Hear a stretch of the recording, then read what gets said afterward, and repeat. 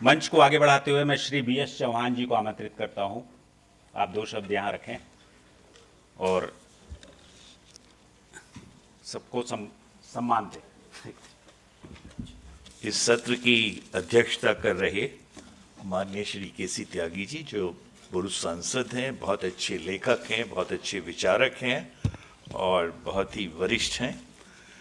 श्रीमती रेखा शर्मा जी, वर्तमान में राज्यसभा सांसद और पूर्व में नेशनल कमीशन ऑफ वुमेन, राष्ट्रीय महिला आयोग की अध्यक्षा रही हैं। तब से मैंने उनके बारे में जाना और आज इनसे मेरा परिचय हुआ।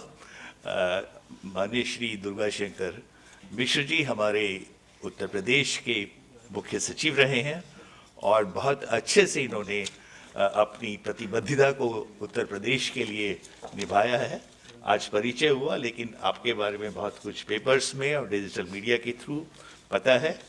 और हमारी बहुत ही अच्छी जिन्होंने वाकई में चमत्कार कर दिया और मैं आश्चर्यचकित हो गया जिस तरह से बीइंग ए डिप्लोमेट ऑल्सो जो वो बोली हैं, वो लगता है कि उनमें कहीं ना कहीं कुछ ऐसे जीन्स हैं जो एक समाज सेवी में या एक नेता में होने चाहिए। बहुत अच्छा बोली हैं माननीय श्री सुनैना मोहन जी, सुश्री सुनैना मोहन जी, प्रोफेसर राम नारायण पटेल जी और श्रद्धेय डॉक्टर विपिन कुमार जी।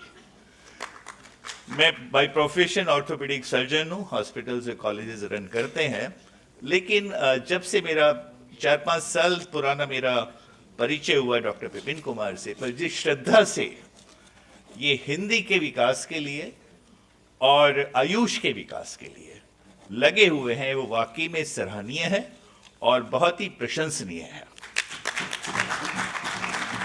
मेरे को इनके ऑफिस में भी जाने का अवसर मिला। जिस तरह से ये उस कार्य में, ये जो बोल रहे थे कि मैं कुछ नहीं करता हूँ, पर जिस मैथोडिकली ये काम कर रहे थे और जिस तरह से एक प्रोग्राम करना कोई बहुत आसान चीज़ नहीं होता, इसके लिए बहुत छिपे हुए बहुत प्रयास और बहुत लोगों का सहयोग होता है। उसके लिए ये बधाई के पात्र हैं। आज का हिंदी पे सभी बोलेंगे और हिंदी हमारी मातृभाषा है। अगर बच्चा जब बोलना शुरू करता है तो सबसे पहले हिंदी से ही शुरू करता है, लेकिन हमारी जो देश की परिस्थितियां रही हैं, हम काफ़ी साल गुलाम रहे। मैं उसमें नहीं जाऊंगा गुलाम क्यों रहे, पर उसने हमारी संस्कृति, हमारी भाषा और हमारी जो शिक्षा प्रणाली है उस पे उसने बहुत आघात किया है। और स्वतंत्र होने के बाद भी वो कहीं ना कहीं हमारी मानसिकता में गुलामी आई और हम लोग, मैं किसी भाषा का वो नहीं करूँगा, गलत है, क्योंकि जितनी ज़्यादा ज्ञान आप प्राप्त कर सकें, जितनी भाषाओं का आपको नॉलेज हो, वो प्रशंसनीय है। लेकिन जिस तरह से अंग्रेजी को प्राथमिकता दी गई, इसमें मैं आपको बधाई देना चाहूँगा। जिस तरह से विश्व हिंदी परिषद लगी हुई है और देश में, प्रदेश में और विश्व में काम कर रही है, इन चीज़ों का बहुत प्रभाव पड़ता है।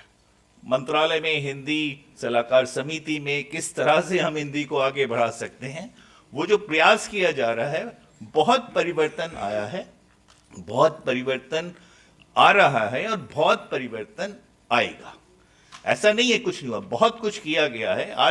आज काफ़ी हम सब लोग हिंदी बोलने में हमें गर्व महसूस होता है और हमें गर्व महसूस होना चाहिए, क्योंकि अगर हम अपनी भाषा, अपना राष्ट्र, जो भी है, हम ही उसके लिए जिम्मेदार हैं। अगर वो अच्छा है बुरा है, हम ही जिम्मेदार हैं।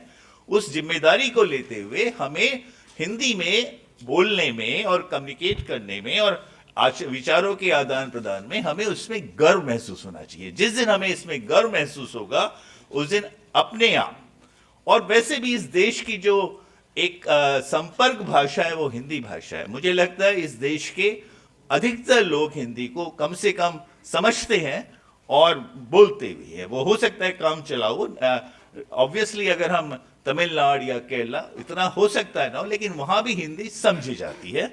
और इसके लिए आप जो प्रयास कर रहे हैं वो आप बधाई के पात्र हैं। पंडित दीनदयाल उपाध्याय जी के बारे में कुछ बोलने के लिए लिखा गया था।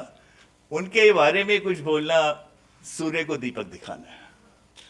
मतलब मेरी क्षमता नहीं है कि मैं उनके बारे में कुछ बोल सकूं, वो बहुत साधारण परिवार से आए, पर उनका कमिटमेंट रहा, उनका एक प्रतिबद्धता रही राष्ट्र के लिए, धर्म के लिए, पार्टी के लिए। और उन्होंने जो मानवतावादी जो उनका दृष्टिकोण था, वो दृष्टिकोण एक बहुत ही प्रासंगिक था, जिसमें ना कम्युनिज्म ना कैपिटलिज्म, लेकिन मानवता का उद्धार जिसमें हो, अंत्योदय जो सीढ़ी के सबसे नीचे है या सबसे दूर है। अगर किसी भी विकास का, किसी भी प्रोग्राम का अगर असर वहां तक प्रभाव नहीं पहुंचा, तो फिर उसकी कोई प्रासंगिकता नहीं है और कोई उसका बहुत फायदा नहीं है। और इसके अतिरिक्त वो दार्शनिक थे, वो एक बहुत लेखक थे, राष्ट्रधर्म नाम की पत्रिका वो निकालते थे, और एक बहुत ही राष्ट्रवादी उनकी सोच थी। और मैं बस यही कहना चाहूँगा कि उन्हीं के रास्ते पे उन्होंने बहुत विजन दिया, और पार्टी को, बीजेपी पार्टी को एक बहुत बड़ा प्रेरणा स्रोत की तरह थे। और इसी सब के साथ, क्योंकि बहुत अच्छे अच्छे वक्ता यहाँ पे हैं, बहुत समय न लेते हुए मैं पुनः डॉक्टर विपिन कुमार जी को बधाई देता हूँ। और वो ये सम्मेलन प्रोग्राम करते रहते हैं और बहुत ही कर्मठता से और जुझारूपन से सब करते हैं, और डेफिनेटली इसका कहीं ना कहीं असर आता है, ऐसा हमें लगता है। पर मैं बता रहा हूँ, अगर हम कोई भी प्रयास करते हैं, उसका आप देखेंगे कहीं ना कहीं कुछ प्रभाव जरूर आएगा। इसी के लिए आपने आमंत्रित किया, आपका बहुत बहुत धन्यवाद। आप सबसे मिलने का अवसर मिला, बहुत बहुत धन्यवाद। नमस्कार।